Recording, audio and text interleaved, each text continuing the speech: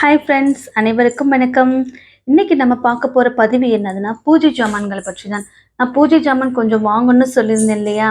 நேற்று போய் பூஜை ஜாமான் கடைக்கு போய் கொஞ்சோண்டு பூஜை ஜாமான் அபிஷேகத்துக்கு தேவையான தட்டு அதெல்லாம் வாங்கிட்டு வந்துட்டேன்.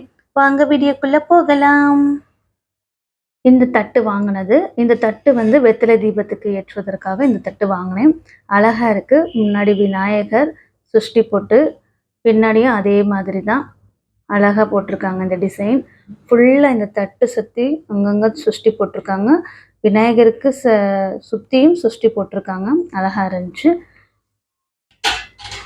அடுத்தது இந்த அபிஷேக தட்டு வாங்கினேன். இது வந்து நிறையா கடையில் கிடைக்கவே இல்லை. ஒரு 4-5 கடை ஏறி இறங்கி அதுக்கப்புறம் ஒரு கடையில் இருந்துச்சு. என்னோட சிலைக்கு தகுந்தாப்படி சின்ன சைஸில் தான் வாங்கியிருக்கேன்.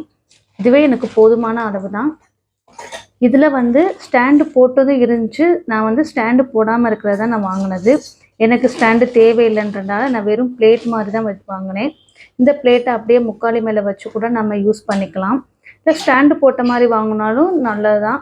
பட் எனக்கு வந்து ஸ்டாண்டு போட்டது தேவையில்லை. எனக்கு வந்து இதே எனக்கு ஓகேன்னு தோணுச்சு. அதனால நான் இந்த பிளேட் வாங்கினேன்.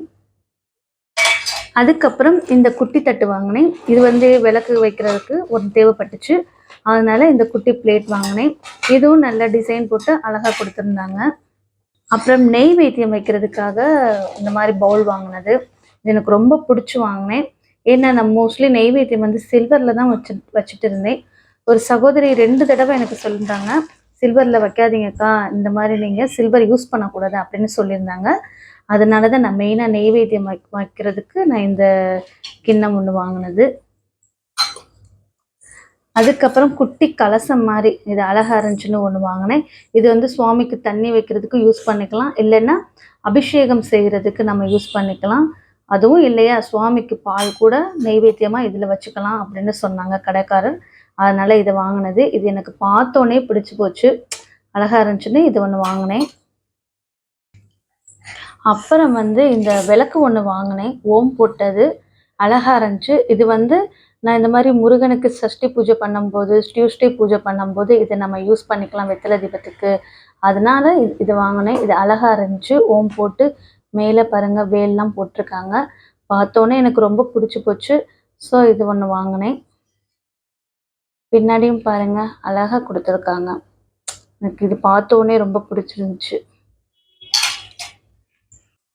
அப்புறம் வந்து இந்த கோமாத்தை ஒன்று வாங்கினேன். பார்க்குறதுக்கு குட்டியாக அழகாக இருந்தாங்க. ஸோ அதனால் இந்த கோமாத்தை ஒன்று வாங்கினது. இங்கே முன்னாடி வந்து லக்ஷ்மி தாயார், பின்னாடி வந்து விநாயகர். பார்க்க அழகாக இருந்துச்சு குட்டியோண்டா. சரின்னு நான் இந்த கோமாதை ஒன்று வாங்கினது.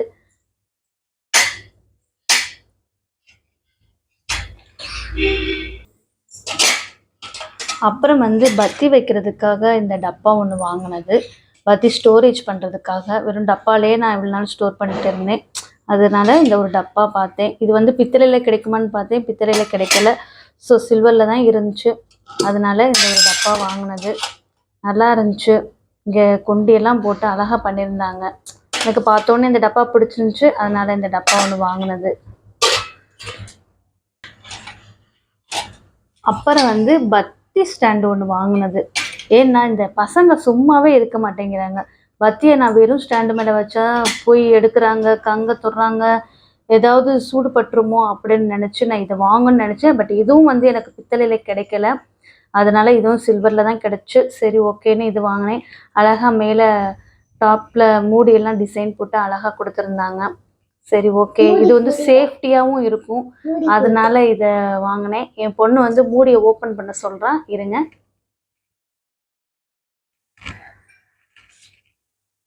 ஓப்பன் பண்ணி காமிக்கிறாங்க, அவங்களே காமிக்கிறாங்க.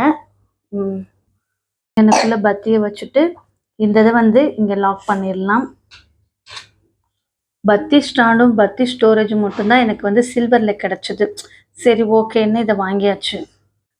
Thank you friends. இவ்வளோ நேரம் பொறுமையாக என்னோட வீடியோ பார்த்த உங்கள் அனைவருக்கும் என்னுடைய நன்றியை நான் தெரிவிச்சுக்கிறேன். இந்த வீடியோ உங்களுக்கு பிடிச்சிருந்தா ஒரு லைக் பண்ணுங்கள். வணக்கம். தேங்க்யூ.